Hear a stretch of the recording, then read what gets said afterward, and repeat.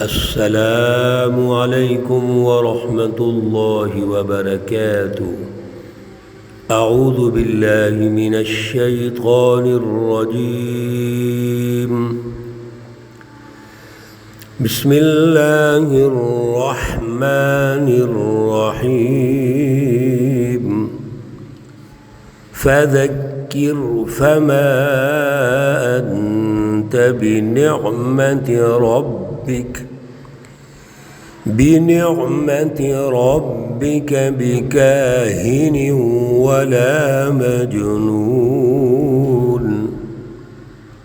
أم يقولون شاعر نتربص به ريب المنون۔ صدق اللہ العلی العظیم۔ اللہم صل علی سیدنا و مولانا محمد النبی الأمی وعلی آلہ واصحابہ وبارک وسلم وصلی علیہ۔ معزز سامعین و سامعات، سورۃ الطور پارہ نمبر 27، آیات مقدسہ 29 تا 34 ہیں۔ اللہ رب العزت ان آیات کا فہم اور شعور عطا فرمائیں اور عمل کی توفیق اور صلاحیت عطا فرمائیں۔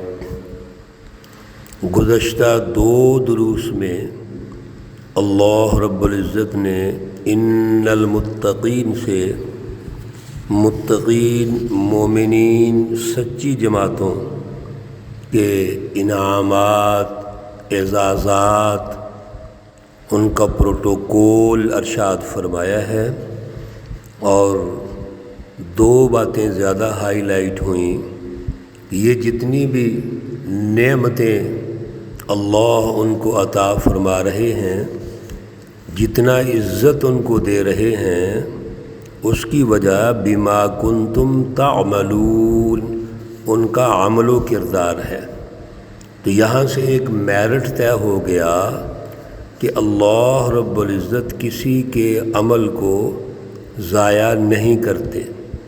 لیس للانسان الا ما سعی، اصل چیز جد و جہد ہے۔ کسی دور میں بھی جو متقین اور سچی جماعتیں محنت کریں گی، اللہ ضرور ان کو اجر دیں گے۔ آج کے دور میں بھی ایسے ہی ہے، اللہ ضرور ہمیں اجر دیں گے، لیکن عمل و کردار تو ہو۔ عمل صالح وہ ہوتا ہے جو اعلیٰ نظریے، اعلیٰ فلسفی کے مطابق ہو۔ عمل اس کی بالادستی کے لیے ہوتا ہے، ایک بیانیہ ہے، ایک پروگرام ہے، نظریہ ہے، ایک عقیدہ ہے۔ اب عقیدے کا پتہ کیسے چلے گا کہ یہ پختہ عقیدہ ہے؟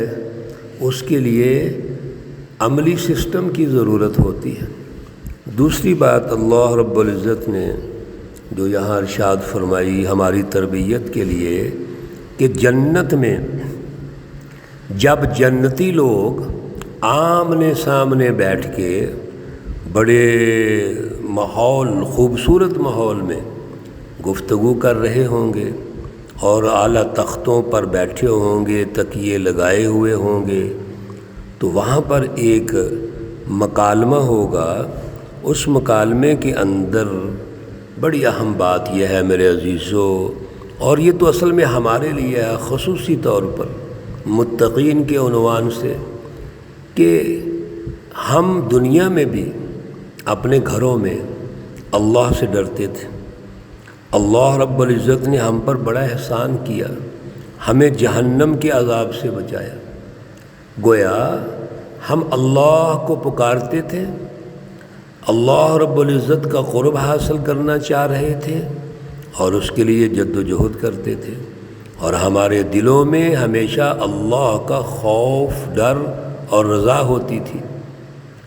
اس لیے آج کے دور میں بھی ہمیں اس کا خیال کرنا پڑے گا، ہمیں اللہ سے اپنا تعلق مضبوط کرنا پڑے گا، یہ تمام اعزازات، انعامات، پروٹوکول، میرٹ، معیارات جو اللہ سچی جماعت کو عطا فرما رہے ہیں، اس کے پیچھے اعلیٰ فلسفی ہے، اعلیٰ پروگرام ہے، اعلیٰ عمل و کردار ہے، اللہ سے مضبوط تعلق ہے، اور اللہ رب العزت کی بالادستی ہے۔ سوسائٹی میں اللہ کی بالادستی ضروری ہے۔ اس لیے آج کے درس میں بھی اللہ رب العزت نے ارشاد فرمایا رسول اللہ صلی اللہ علیہ وسلم کو کہ یہ جو کفار مکہ ہے، مشرکین مکہ، یہ تو مختلف طریقوں سے آپ کو مختلف الزامات لگاتے ہیں، پریشان کرنا چاہتے ہیں، ایسے ایسے القابات لگاتے ہیں جو بڑے ہی خطرناک ہیں۔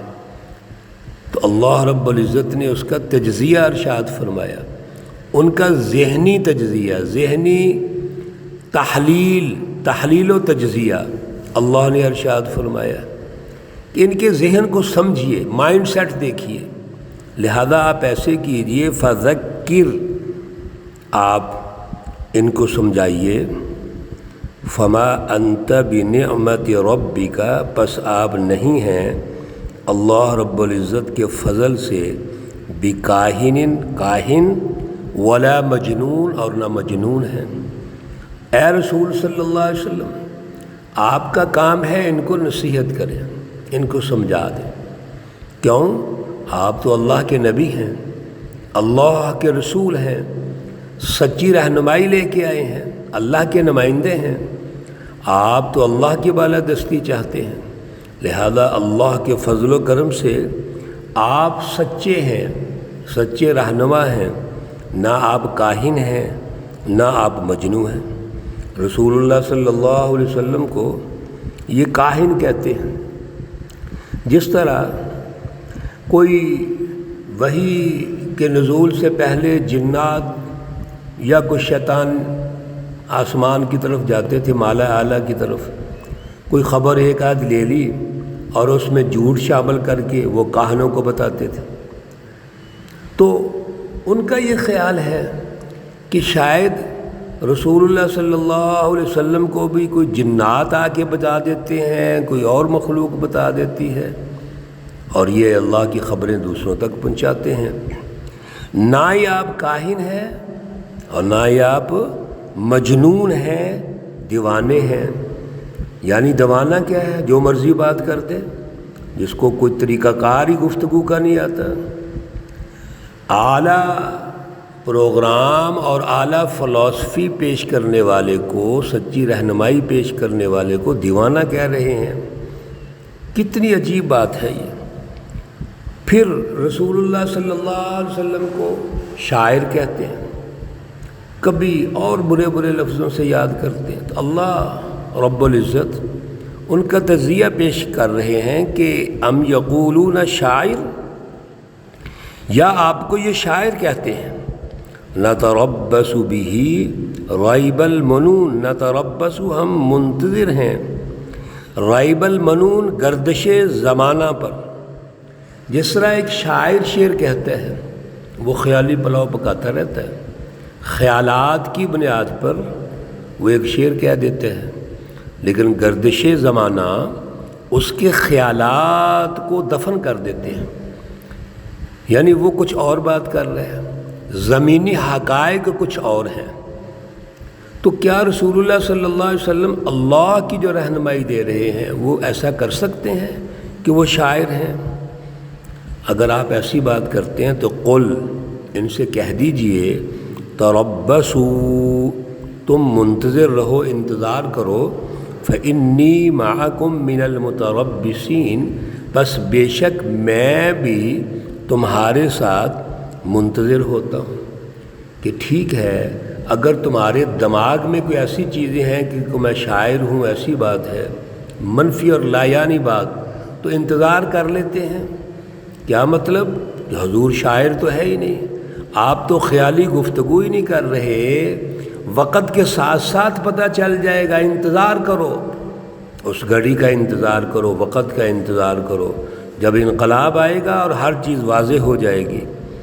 پھر اور بات دیکھیے، ام تأمرہم احلامہم بہذا، کیا ان کی جو عقلیں ہیں، ام تأمرہم، کیا ان کو سکھلاتی ہیں، احلامہم، ان کی عقلیں، بہذا، یہ ان کی جتنی عقل ہے، سمجھ ہے، تو کیا یہ باتیں بتاتے ہیں، سکھاتے ہیں کہ کبھی ان کو کاہن کہتے ہیں، کبھی ان کو مجنون کہتے ہیں، کبھی ان کو شاعر کہتے ہیں۔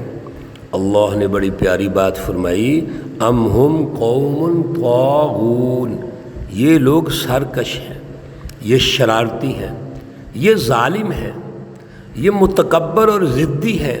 یہ ہے اصل میں روح اس کی تجزیہ۔ اللہ نے ارشاد فرما کر واضح کر دیا کہ جتنی بھی وہ گفتگو کر رہے ہیں، رسول اللہ صلی اللہ علیہ وسلم کو القابات دے رہے ہیں، اس کے پیچھے ان کی سرکشی ہے، ظلم ہے، تکبر اور ضد ہے۔ پھر ایک اور دعویٰ دیکھیے، ام یقولون تقولہ، کہتے ہیں کہ یہ جو قرآن پاک ہے یہ خود ہی بنا لائے ہیں۔ اللہ فرماتے ہیں نہیں، بل لا یؤمنون، بلکہ یہ اس پر ایمان نہیں لانا چاہتے۔ رسول اللہ صلی اللہ علیہ وسلم خود کیسے بنا سکتے ہیں؟ یہ تو اللہ کی رہنمائی ہے، صرف حیل و حجت کر رہے ہیں، اصل میں ایمان نہیں لانا چاہتے۔ بل لا یؤمنون، یہ اس پر ایمان نہیں لانا چاہتے، اس کو قبول نہیں کرتے، اس کو تسلیم نہیں کرتے۔ ہاں اگر آپ نے خود گڑھا ہے تو پھر ایسے کر لیتے ہیں، فَلْيَأْتُوا بِحَدِيثٍ مِثْلِهِ، چلو تم اگر یہ کہتے ہو کہ محمد الرسول اللہ صلی اللہ علیہ وسلم نے استغفر اللہ معاذ اللہ کو آیت گڑھ لی ہے، تم ایسے کرو، پھر مقابلہ کر لیتے ہیں۔